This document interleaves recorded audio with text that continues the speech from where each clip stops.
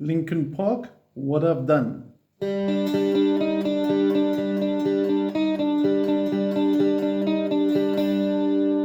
going to start with the introduction, take you some nice clear chords, G minors, B flats, etc. Some nice power chords later.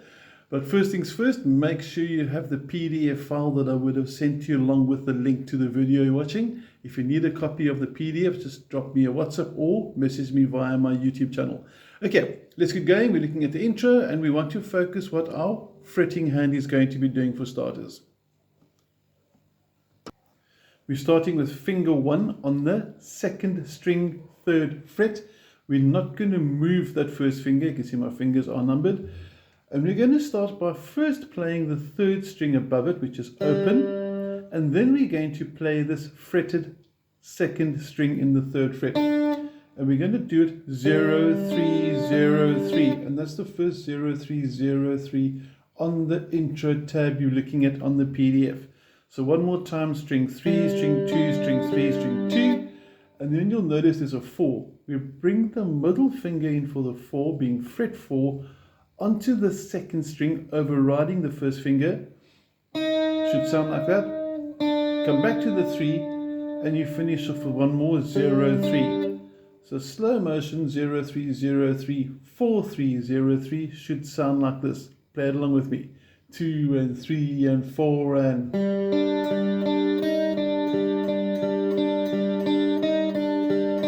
Now on the picking hand we're going to be doing something like this. I like using a pick for this, it just works it nice and easy. And we're simply picking downstroke, upstroke, downstroke, upstroke, downstroke, upstroke. So you've got a natural down-up rhythm happening with your picking hand.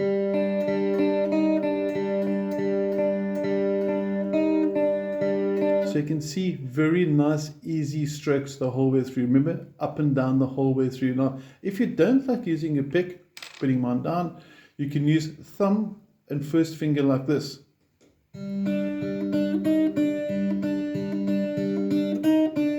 Which means I'm using my thumb for my 3rd string and my 1st finger for the 2nd string. So whatever you prefer, if you prefer the fingers, that's cool. And if you prefer using a pick, gonna sound equally as good. Okay, next up we're going to look at the lead rhythm tab, which is written in red on the right hand side of the PDF. Now this should be done on overdrive, so it should sound something like this.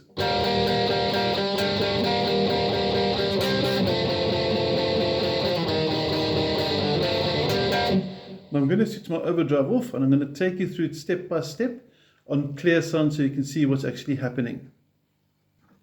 Now this riff that you just heard on overdrive gets only played on the middle 2 strings on your 4th and 3rd string.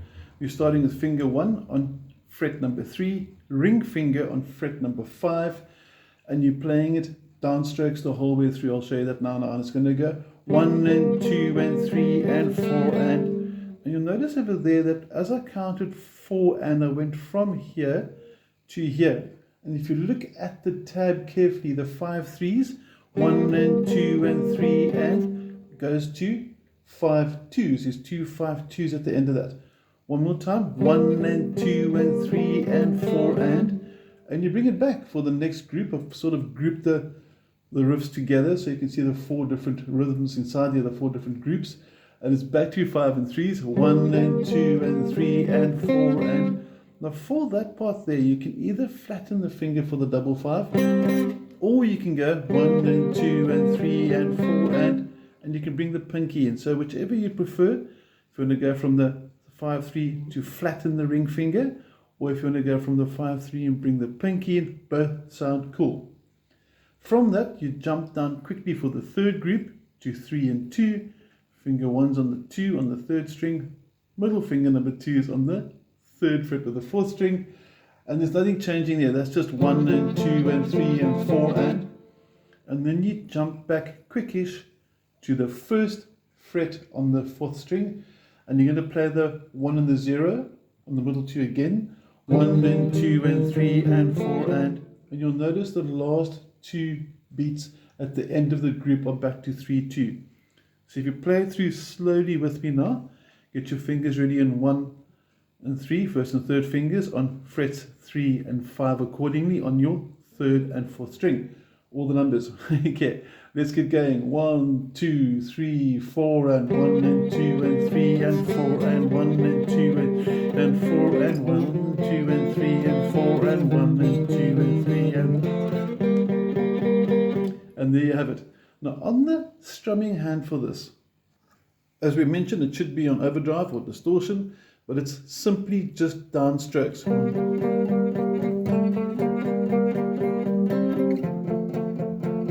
I'm putting my palm just lightly on the saddles over here on the bridge, so there's a little bit of muffling with the chords. You can hear nice and muffled the chords are coming out. Now one last time with a bit of distortion. And here we go. 1, 2, 3, 4, and...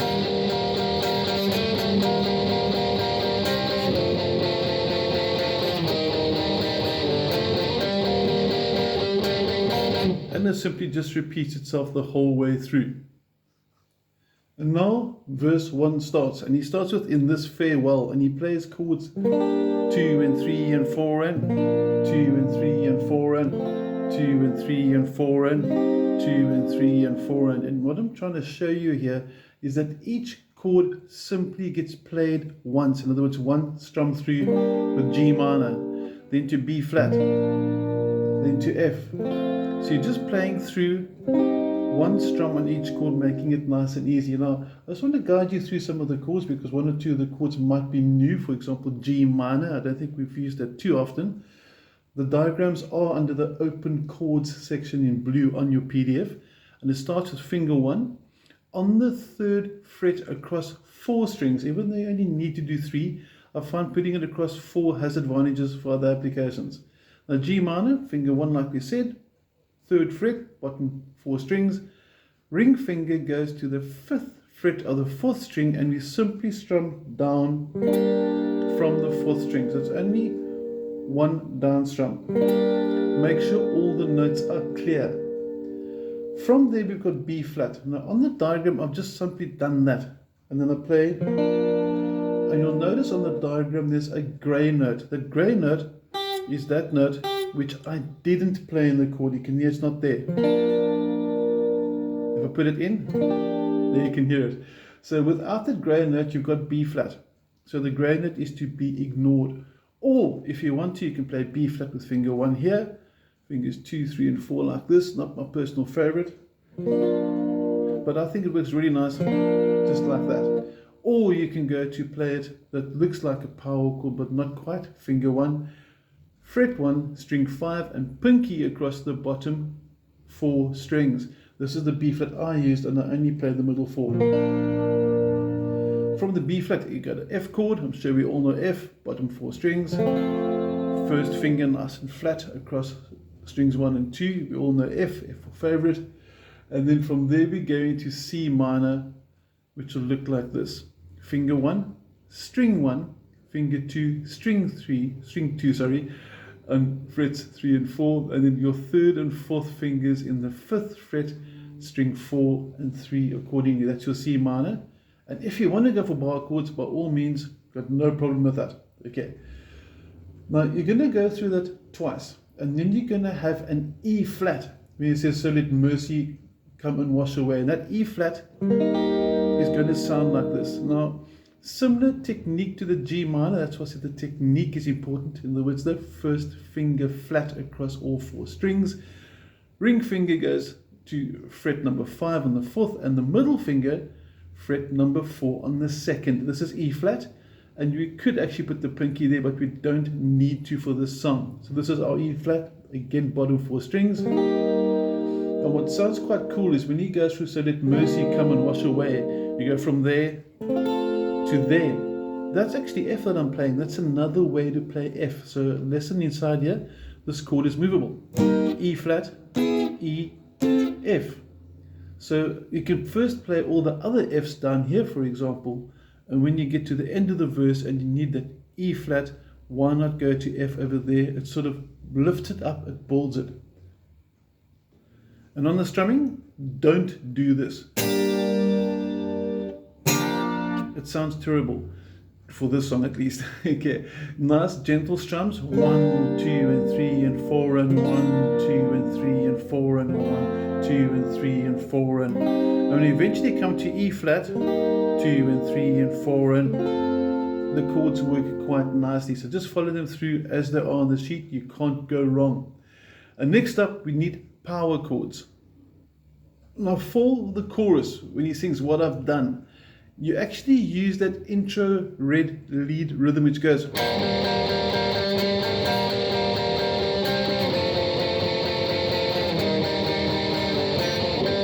You actually play that, okay? But if you want to, and you want to learn the basic bar chords, or basic power chords rather, you'll see that in purple on your PDF it says power chords. Fifths mean power chords. You can do this as well. It's going to sound just as cool. It's going to sound from the G chord. You're going to have G over here, to B flat, to F, to C, to G. And that also sounds pretty cool as well. So what would be quite nice is if maybe if you've got a friend jamming, you can do this. And while you're doing that, he can go. And the two combined should give you a really cool wall of sound coming at you, pretty much like the original. Now I'm just going to take you through those power chords and where to find them. And for those that are new to power chords, you can play them with fingers 1 and 4 like I'm showing here. This is the G5 as per the power chord diagrams in purple we mentioned, or you can use fingers 1 and 3 if you want to. I don't really mind.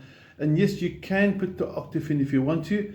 I've simplified it to keep it nice and fun, and that's the sort of the correct way. Or you can use ring finger or pinky. I like the pinky. And your G5 is over here, finger 1, 6th string, 3rd fret. Now the important lesson here is your shape doesn't change. The position of the shape changes. So there's my G5. When I go to B flat 5, I simply move down 2 frets and down 1 string. Frets 1 and 3, 5th string, 4th string, and that's my B flat. It should sound like this.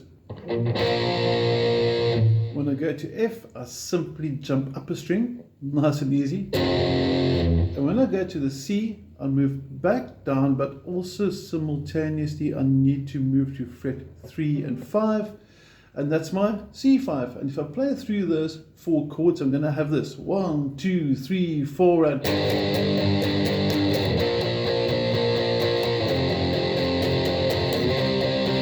repeat it.